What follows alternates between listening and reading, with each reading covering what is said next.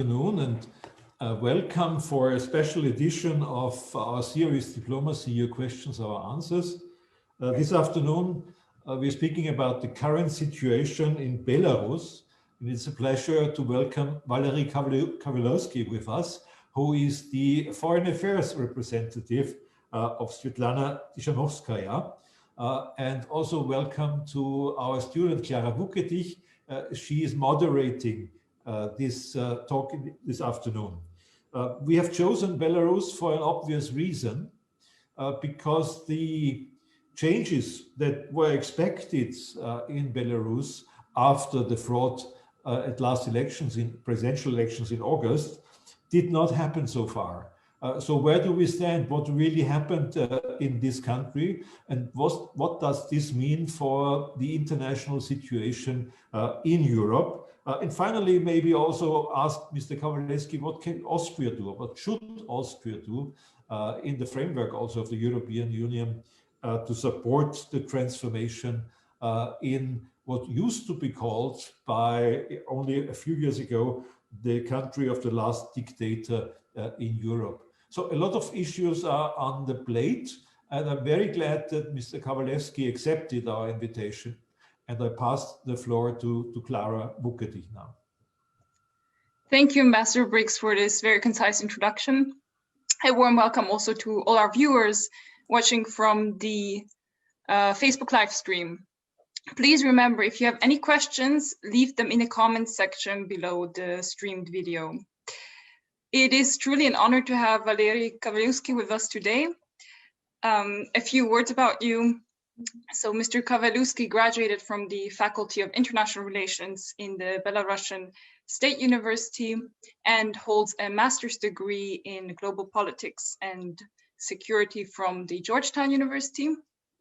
He has extensive work experience in this field, in fact, so ranging from the Ministry of Foreign Affairs of Belarus to the Belarusian embassy in the US. He was also employed as a consultant in Freedom House and the World Bank. Following the events that everyone knows about in his home country, Mr. Kavaleuski was appointed as Sviatlana Tsikhanouskaya's representative for international affairs in August of last year. And with his team, Mr. Kavaleuski has been actively working on mobilizing the international community to support a peaceful political transformation in his home country. And that is all I will reveal. Please, Mr. Kavaleuski, the floor is yours. Thank you very much for the introduction. Thank you, Ambassador Brix, for inviting me to be talking to your audience about Belarus. This is a very ongoing situation. It is very lively. There are many developments on a daily basis in Belarus. Kind of cutting story short, probably you follow the developments in Belarus that the elections were fraudulent and people started protesting. The government responded with a crackdown. However, people were persistent. They continue protesting until now. The people of Belarus essentially denied Lukashenka the legitimacy. They insist that he is not an acceptable presence to Belarusians anymore, and so did the international community. And kind of seeing the protests in Belarus, seeing the energy, the passion of Belarusians to get rid of the dictatorship in Belarus, international community responded in kind.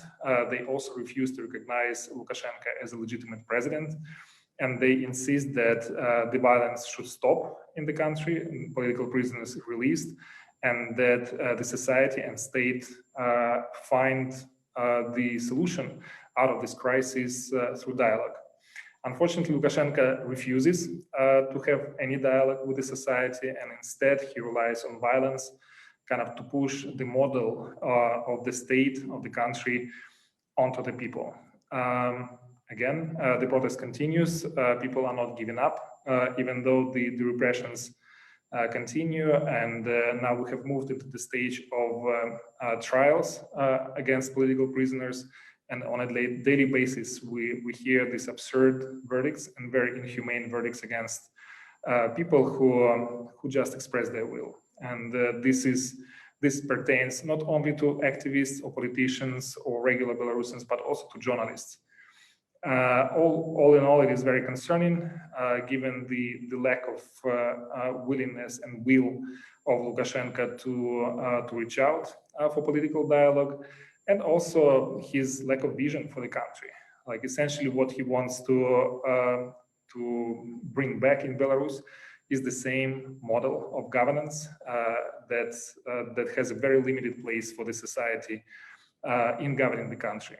And this is exactly what not Belarusians want right now. They want to participate. They have demonstrated that they want to be part of the solution. They don't want to outsource the governance of the state to the state. The country is Belarus, and they want to be, as it is written in the constitution, they want to be the source of power.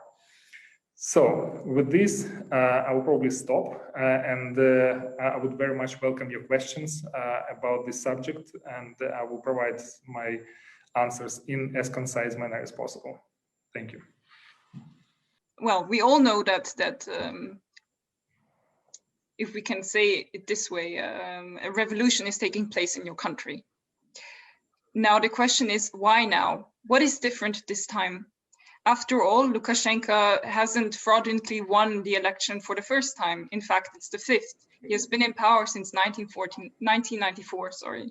So why this time? What is it about this time that it's different? And will the opposition movement succeed? That would be the first question. Well, I will start with the second part of the question. We think that in the first place, we like to call ourselves not an opposition because we're the majority. And the other point is that, yes, we will succeed because the status quo is not acceptable, neither to international community nor to Belarusian people. And these persistent protests have shown that people are not willing to give up. They will not willing to put up with the presence of Lukashenko, and would like to continue with normalizing our country among the family of nations. So what happened that Belarus has suddenly kind of awoke, I guess, from this state when the government decided what's best for them. I think this is a topic for a lot of studies in coming years. That would be an interesting case to examine. Why now? But I think that could be a combination of reasons. One of them is incompetent governance of Belarusian president. The economy demanded reforms since long, and he deliberately and consistently refused to have any reforming of the economy or of the governance issue, because every time there would be a conversation on this, he would definitely see a threat to his own standing. If you empower private businesses or if you empower society, they eventually might grow to the point when they would be difficult to control. So Lukashenko always resisted these calls, this urge for reforming the country. The other would be the COVID situation. Lukashenko definitely mishandled that. He was quite, I would say, rude to people in talking about this problem. He was dismissing the seriousness of it. He was suggesting some absurd ideas that you can treat COVID with alcoholic drinks or by working in the field on tractors, sort of like diminishing not only diminishing the problem of COVID, but also essentially degrading, insulting Belarusians as sort of like primitive population. He was also, in literal words, insulting people who already died of COVID implications. And kind of all in all, it created this mass of kind of dissatisfaction of Belarusians about the situation. Also, he distorted a lot the statistics. Kind of for a long time, he was presenting the situation with COVID as sort of an unacceptable level, not worse than in other countries. But at the same time, people saw with their own eyes that the situation is so much worse, and it is being mishandled. Finally, the presidential campaign, as it developed, was really poorly managed. Several candidates, alternative candidates, I would say, who mobilized the society and who managed to receive a very positive response from the society. They were either imprisoned or dismissed or forced to flee the country. And one of them was Sergei Tsikhanouskaya, who is husband of Sviatlana Tsikhanouskaya. The other is Viktor Babarika, a successful banker, a manager of sorts. The third would be Valery Kavaleuski, former diplomat and head of the high technology park in Belarus.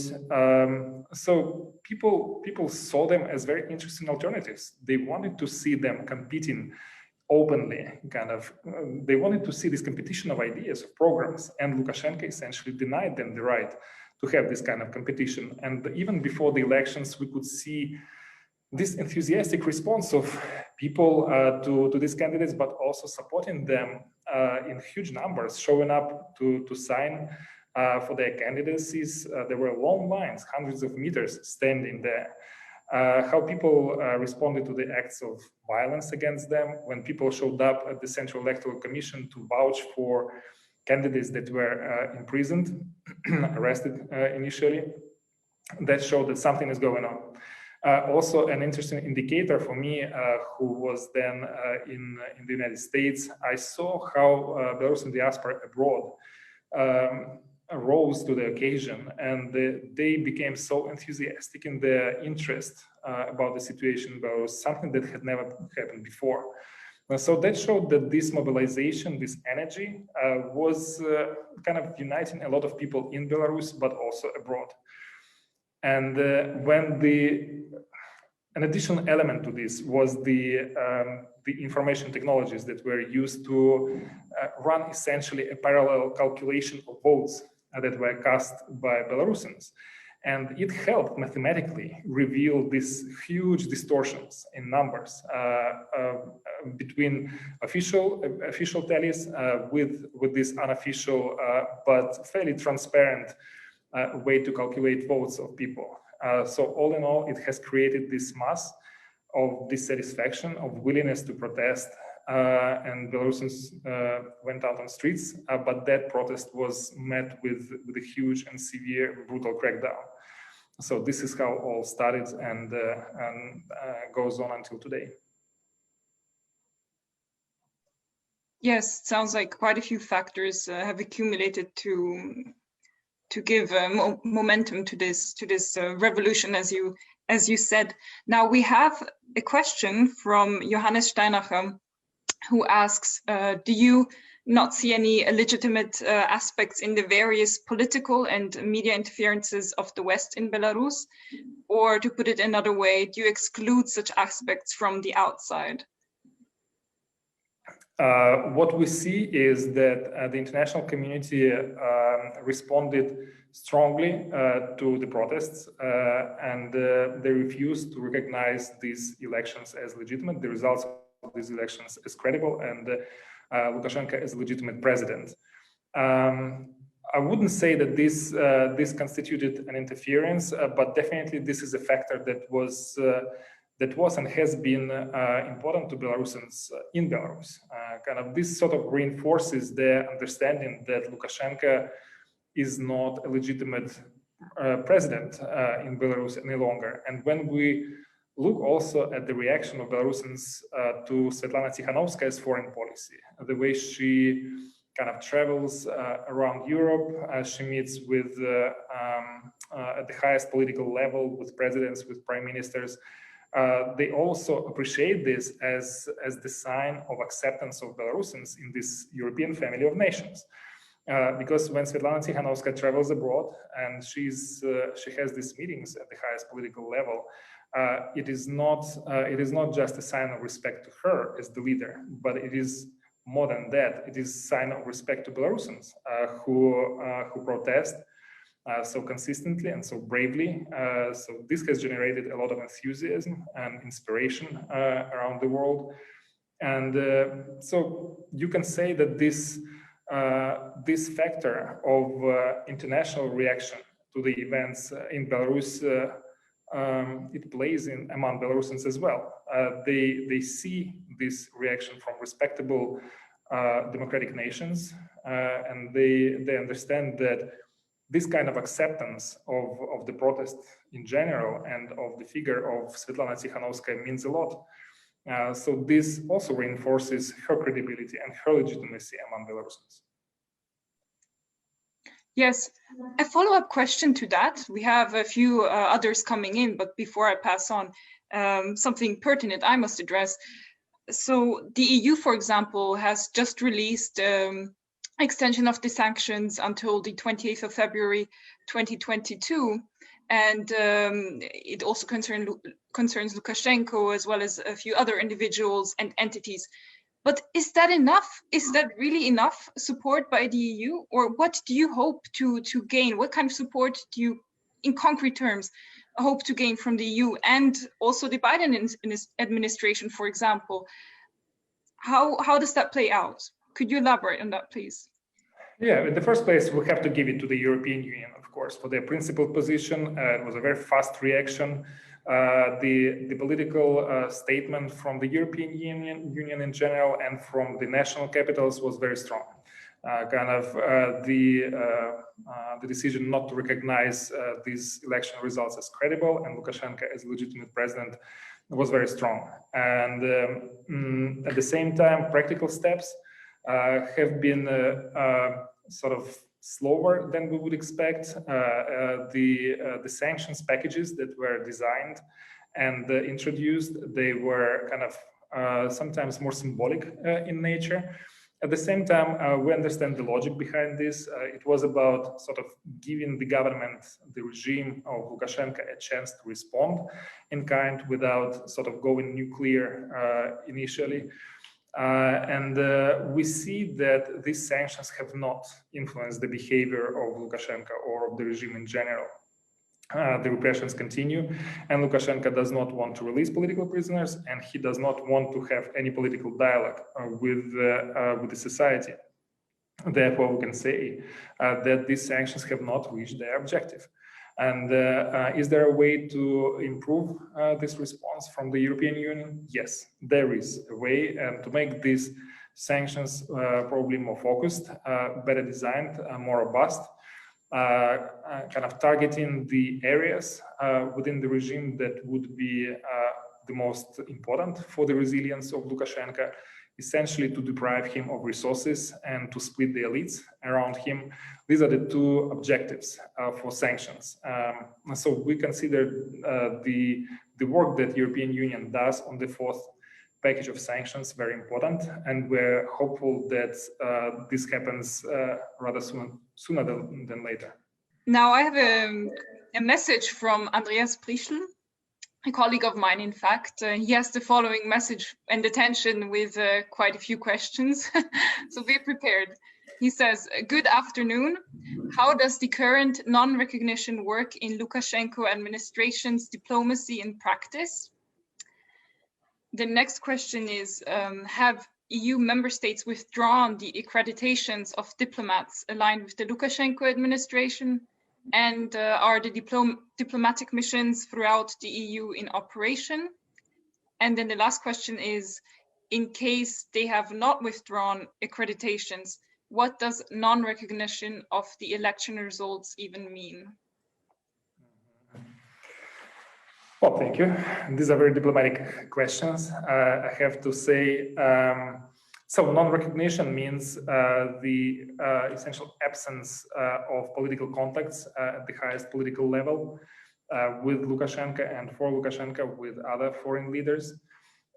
This might also mean the refusal to present credentials to Lukashenko by newly appointed ambassadors. This, of course, creates a serious dilemma for the embassies present in Belarus, because for ambassadors to operate fully, to be fully functional as ambassadors in the country, you need to present credentials to the president. Before coming to the president, you have to present credentials to the Minister of Foreign Affairs. This is a normal practice. Very often, this is a sufficient step for ambassadors to start working normally.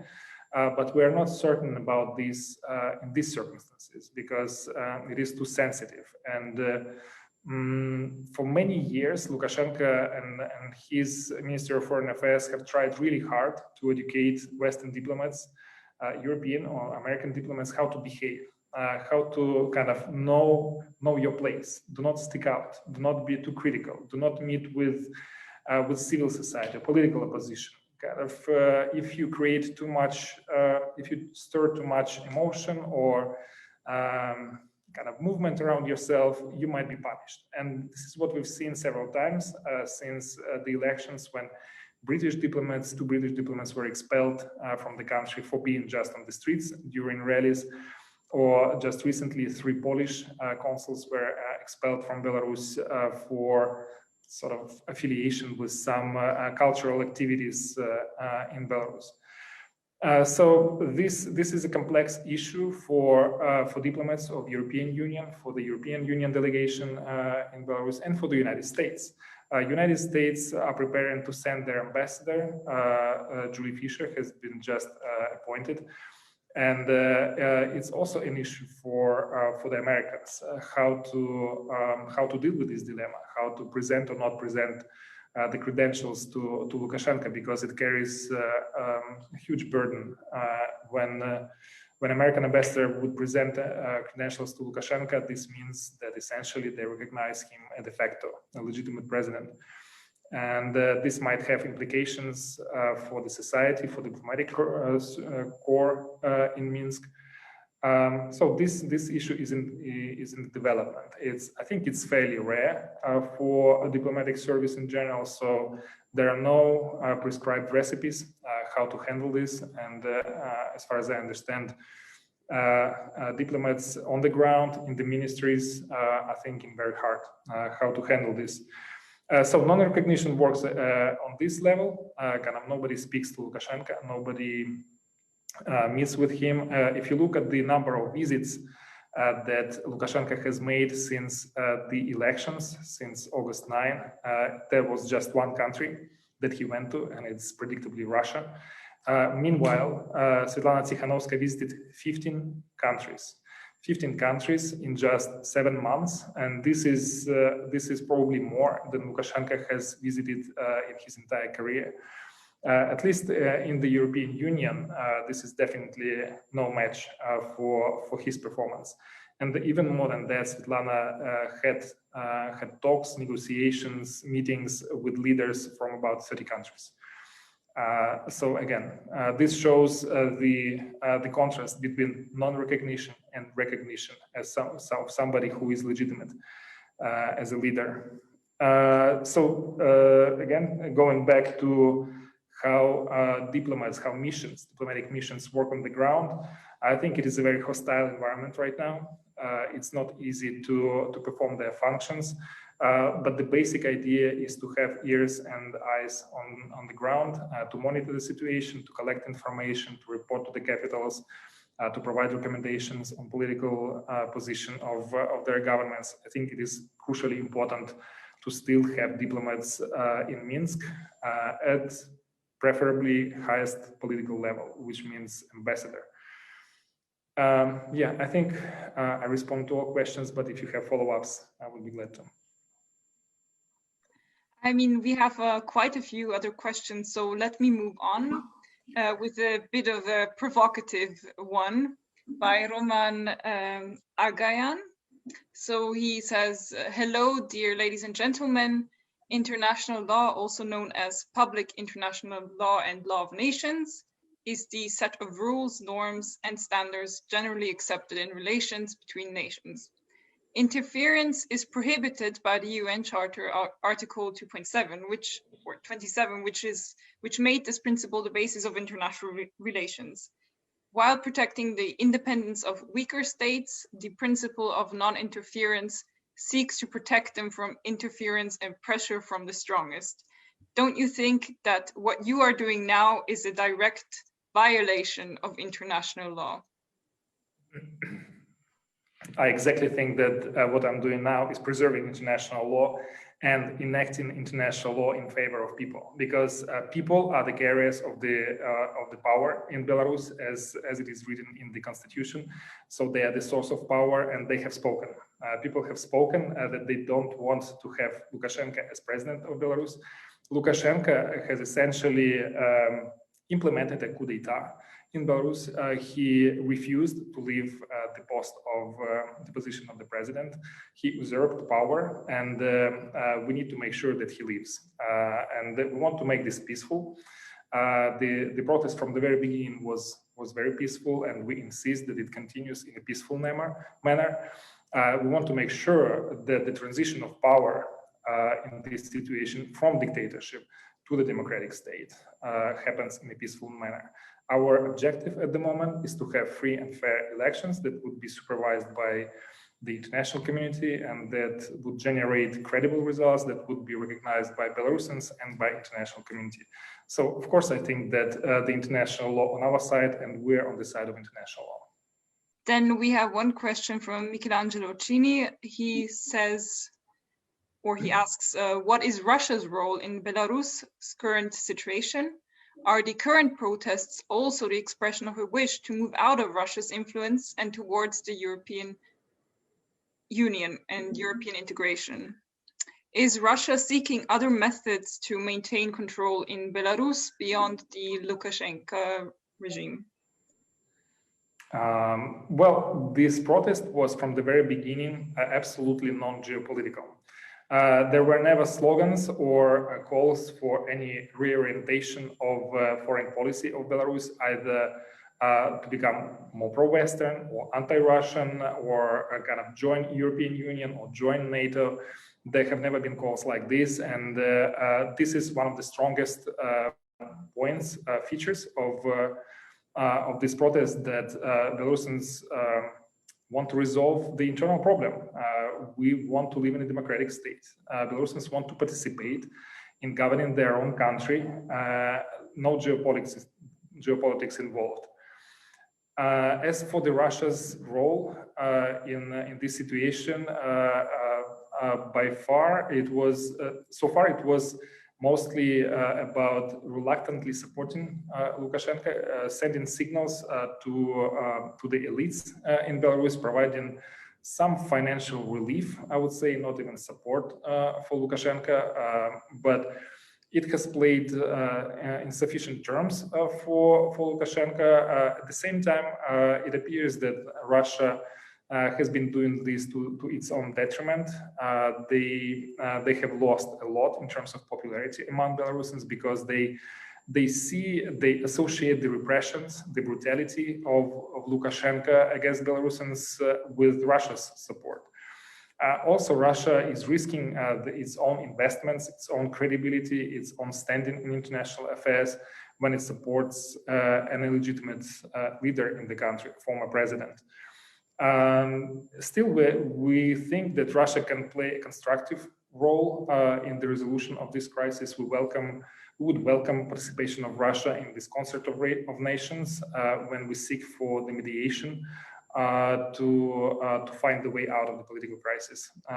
We understand that Russia has legitimate interest in Belarus, economic, political, in defense sphere, and we would respect those interests as long as Russia's actions and policies on Belarus do not contradict the sovereignty and independence of Belarus. Okay, thank you for the question. It's interesting, not what I would have expected, to be honest, as it seems to me, while the relation between Putin and Lukashenko was quite ambivalent historically, it would be more in the interest of Russia to actually keep Belarus as a non-democratic state in its sphere of influence. Therefore, it surprises me that you would actually hope support from him. Have you actually initiated talks with Russia in that regard, or why do you say that? We're working on this. We're working on establishing direct contacts with Russians. What we would like to explain to Russians when we have a chance to communicate with them directly is that the developments in Belarus are not taking away Belarus from Russia. We recognize that Russia is our strategic partner. It is our neighbor, and its role in the economy, in social life, in culture in Belarus is very serious. We understand this, we accept this, and we respect this. So for Russia, it would be useful to recognize that the society has grown so much, that it has outgrown the model of Lukashenka that he imposes on people of Belarus. And the Belarusians will not put up with this. They will demand the change. They will demand the resolution of this political crisis. And they will seek the resources to resolve this crisis anywhere they can. And Russia can be part of the solution, or it can be outside of the table when the solution is discussed. Okay, well, that seems like it's a long road ahead, but definitely an interesting one. Looking very much forward to what will or what might come out of that. Now, one question, it's really short, but I believe a long one to answer, a difficult one to answer, but what does it concretely take to topple Lukashenka now? What are the concrete steps that you can do, you want to do, you are able to do to affect that? That will be the combination of internal pressure. This is the protest, street protest. This is the resistance of Belarusians kind of in the way of boycotting state-produced goods or services. This is the denial, essentially, of Belarusians of Lukashenka as a legitimate presence at the position of the president. The other type of pressure is exactly an external pressure. And this is for the international community to implement measures, introduce and implement measures to strengthen the pressure on Lukashenka for specific reasons, to stop the violence, release political prisoners, and start the dialogue with the society that would lead to elections that would be credible and legitimate. Essentially, these two types of pressures, they are aimed at fulfilling two tasks. One task is to split the elites around Lukashenka, and the other is to deprive regime of the resources. So this means a variety of measures, a variety of steps to cut financial flows to the regime, which would be used to essentially fund the police, or to target the oligarchs that are close to Lukashenka, who fund him, who support him, who provide for his resilience. But in return, they also have financial benefits from Lukashenka having these sort of monopolistic or advantageous positions in the Belarusian market. So this, in sum, our strategy, how to address Lukashenka's presence and how to get rid of him. Makes sense, of course, but what are the challenges that you might encounter in doing so? Where do you see the potential hindrances in doing that? I mean, it all sounds fair and logical, but who is on your side? Who is willing to fight this fight with you? There's much more on our side than on Lukashenka's, that's for certain. The will of people, the number of people, the majority of Belarusians who have spoken against Lukashenka. We also have this energy, this support, this enthusiasm emanating from the international community. This kind of speaks to internal processes. For Belarusians, it's important to see that they're not alone, that kind of their view, that their demands are supported, that they're recognized by the international community.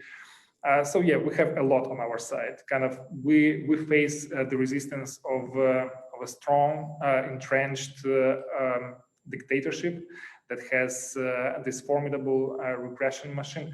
But it's not monolithic as well as it might seem. According to our estimates, the opposition within the law enforcement to Lukashenka himself runs from 50 to 80%. Essentially, these people who are being abused by the regime, they are deprived of their rights. They don't have any mechanisms to defend their interests. Essentially, they have very kind of unfortunate and miserable present, and they are very uncertain about their future, whatever it is, be it with Lukashenka or be it when the change comes in the country. And so we want to communicate with them as well, saying that these people are not unnecessary people in the future Belarus, that they will have their place, that they will retain their jobs unless they committed grave crimes. And if so, then they will face court trials, but those court trials will be fair, and they will not be arbitrary or indiscriminate of kind of what people do, what law enforcement officers did during the crackdown. Yes, this last point you mentioned, it sounds like a convincing point to be able to mobilize different and reach different parts of society. That sounds very much accurate. And now, Ambassador Brix, do you have any questions? Because if not, we are soon coming to a closing of this session. No, thank you very much. We had a good talk before okay. the meeting, and I think it's very obvious what Austria and our EU member countries should do to help in the transformation process. So I don't have any question. I only would like to say again that Austria certainly offers its good help, and we know it's a continuous thing. And even if you lose a battle, the important thing is not to lose the war. I'd have one last question, just as a closing remark from you, Mr. Kavaleuski, about your vision of a democratic Belarus. Well, I would like to see Belarus as the country that kind of uses its enormous potential, creative potential. We saw this energy, we saw this creative energy of Belarusians on the streets of Minsk. They have shown like completely different level of solidarity with each other. They have shown that they want to participate in governing their own country.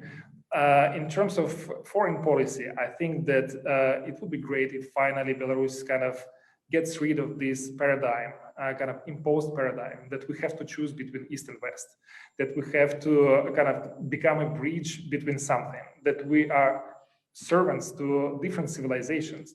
Belarus can be a civilization of its own, and probably the first task that we need to accomplish is to build strong relations with our neighbors. And we have not just East and West, but we also have North and South. And those are the countries that we share with very rich history, excellent cultural ties, and we have huge potential for economic development, for social development. So there's an abyss of opportunity for us when we sort of get rid of the paradigm that was not developed by us. Thank you very much for that remark. If you don't mind, there is one last question. It's a very interesting one, so if you allow me to, I will forward it. So from Tobias Meyer, he asks, in December, Lukashenko met with a special envoy of Pope Francis. What is the role of the Catholic Church in this conflict? Does it have any? Very briefly, Catholic Church has been very vocal in denouncing the violence on the streets, and sort of had to pay the price. Because even Archbishop of Belarus, Tadeusz Kandrusevich, when he traveled to Poland and he was returning back to Belarus, he was not allowed to enter. So that was a very kind of cynical rebuke, kind of an attempt to silence Tadeusz Kandrusevich. He essentially was allowed to come back after several visits from the Vatican. But at the same time, he probably at the price of him stepping down from the post of Archbishop. But Catholic Church has been very consistent in being in not serving the state, but serving the people, kind of being the shepherds to the society, to the people who listen and who believe and who need this. I think this is the role they have chosen, and it is very respectable. With that said, I will now bring this session to a close. Thank you very much, Mr. Kavaleuski, for having been with us today. It was a truly insightful 40 minutes. And thank you also to our ambassador, Brix, to our technical team, and to our viewers. We sure will follow this historic event unfolding and very exciting moment happening in Belarus. And that's it from my side. See you all in the next episode of Diplomacy Talks. Thank you.